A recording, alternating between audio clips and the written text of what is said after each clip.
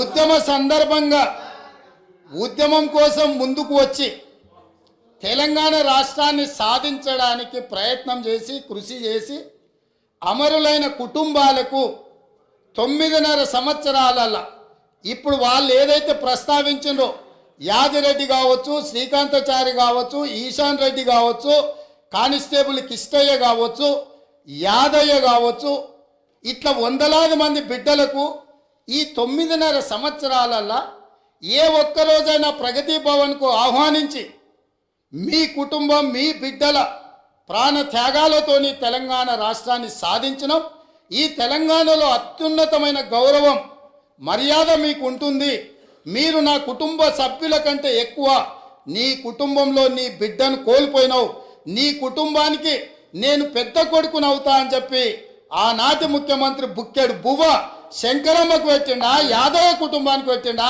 యాదిరెడ్డి కుటుంబానికి పెట్టిండా, కానిస్టేబుల్ కిష్టయ్య కుటుంబానికి పెట్టిండా.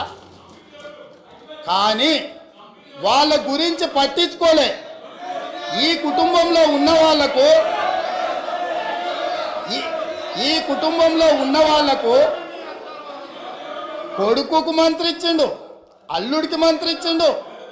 కన్న కూతురు ఓడిపోతే ప్రజలు తిరస్కరిస్తే ఎంబడే శాసన మండలి పదవి ఇచ్చిండు.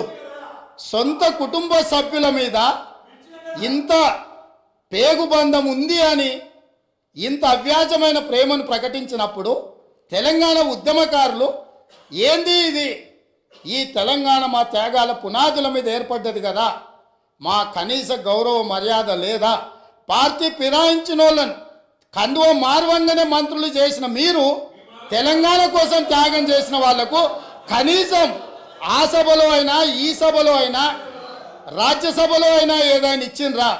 కరోనా సమయంలో బ్లాక్ మార్కెట్లో కరోనా మందు 2,000 రూపాయల దాన్ని 50,000కు అమ్ముకొని 424 కోట్లు నల్లధనం ఒకే దగ్గర దొరికిన వాళ్ళకు రాజ్యసభ అమ్ముకున్న చరిత్ర మీది.